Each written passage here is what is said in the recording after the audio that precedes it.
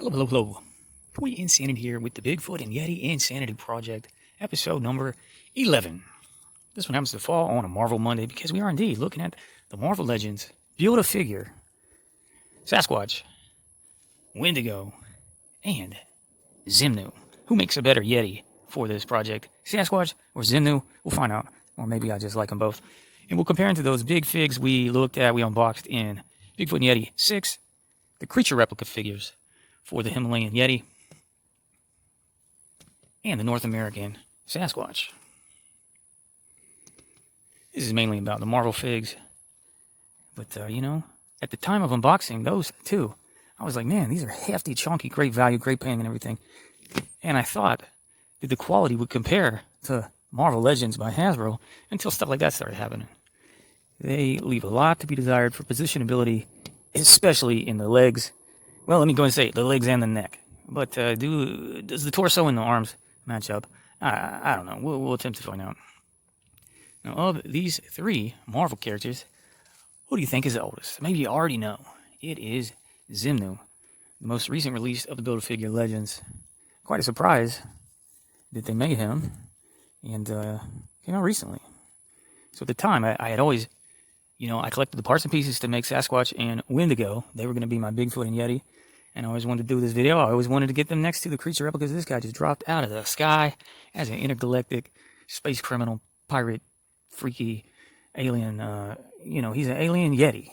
And I didn't see him coming. But now apparently I got three Marvel dudes in the Bigfoot and Yeti collection. That's cool. I don't mind at all. He looks sharp. And I like the idea of a space Yeti. But he debuted in 1960. I think the comic was called Journey to Mystery or Journey into Mystery, 1960. And if we just think about the Bigfoot craze that was sweeping North America in the 60s and 70s that led, of course, to the Patterson-Gimlin footage we all know. I think that was 67. This guy predates that. And Sasquatch and Wendigo showed up after Patterson-Gimlin footage. So let's see if I have it written down when they showed up. But, great Build-A-Figure. Just great articulation, and he looks amazing. And of course, as I mentioned, he's an alien. He can speak to humans, and he has psychic abilities as well as hypnotic abilities. And he kind of, wants to take over the planet. He's more than kind of just a hulking monster, which are my favorite Marvel dudes anyway. The hulking monster's not necessarily the Hulk, but, those two, plus some of the big symbiotes, Abomination, and of course, my favorite is Swamp Thing.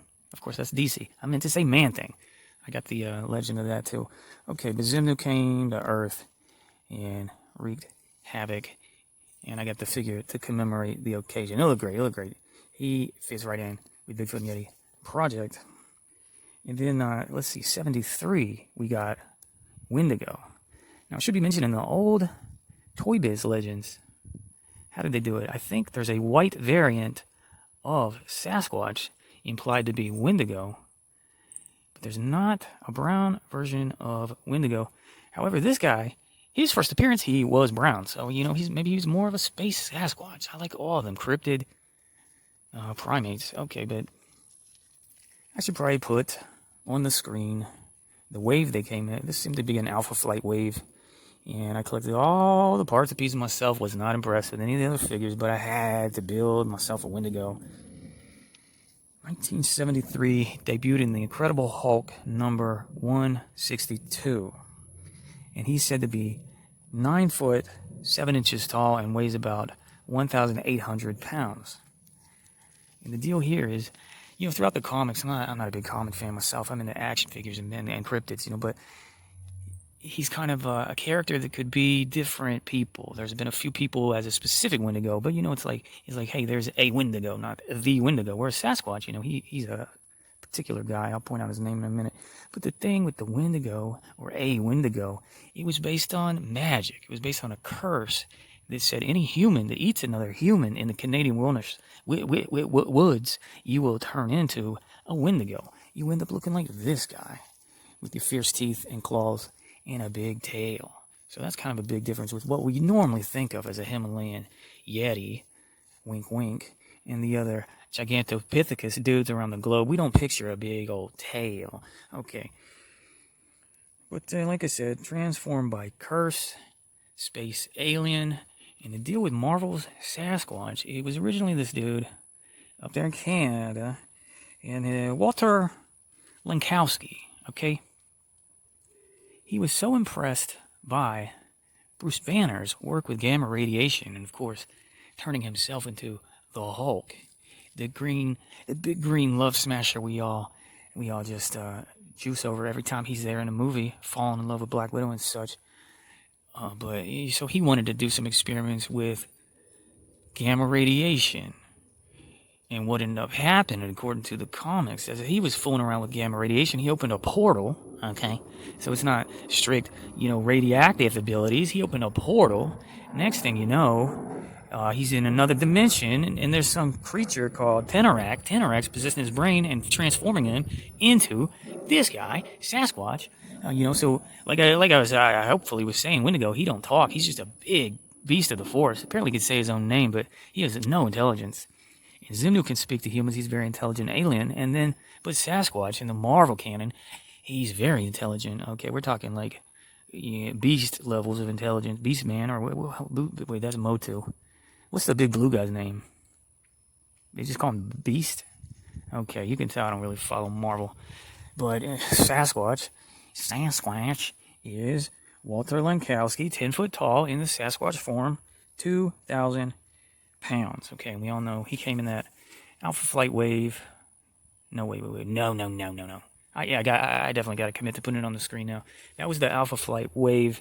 This was like a Deadpool wave, and this is the recent wave of villains.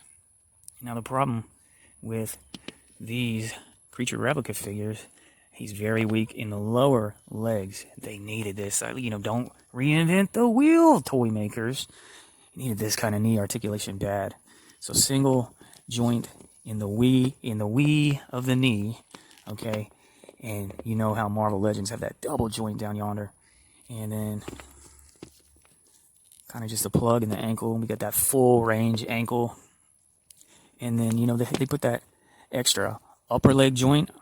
Really helps with positionability. Now this can flare and flange out in the hips. But tell me how terrible that looks. What's all that splittage going down in your crotchal region? Okay, but is the arm even nearly the same?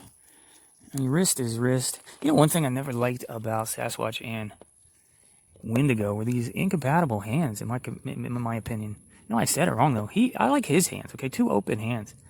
The deal with Sasquatch and Xemnu, I like that he has 3 toes and 3 fingers. I like the open hands. I hate that both these guys have balled up fists. Okay, at least they didn't ball up anybody's fist on Creature Replica, so I guess I'll give them Rougarou dudes a win. But what's at the ball up fist? He needed an alt hand at least in one of those 6 packages, I guess. I had to buy to complete one of those figures. But look, the worst thing about Creature Replica is you can't swivel the neck up. I mean, he's permanently looking down about at that angle. Boom, look at that range. Boom, they hefty and heavy, but ain't got this kind of movement, positionability, flexibility with my displayable options. Okay, so I like him looking a little bit up on the shelf. This guy, he can't even meet you at eye level. He's permanently looking down. When we started this video, I had his legs as straight as they could go. You can't bend them back more than that because the weird buttocks. Okay, you see that? I want him to, it's just a plug joint, it's not that ball joint. I want him to look up just a stinking little bit, okay? But he's a ground observer. And, it's a little interesting when you're unboxing these because you kind of think they're like the size and scale of a Marvel Legend. And they certainly cost that much. They're $45 each, new. But then when you have them side by side, you're like, okay, they're actually a little bit inferior. I mean, I'm happy to have them all, but how cool would it have been if we had that, friendly looking Bigfoot face to go up next to these squad bangers here. Okay, well, I'm very happy. Maybe I'll end up getting those Toy Biz ones. I don't know.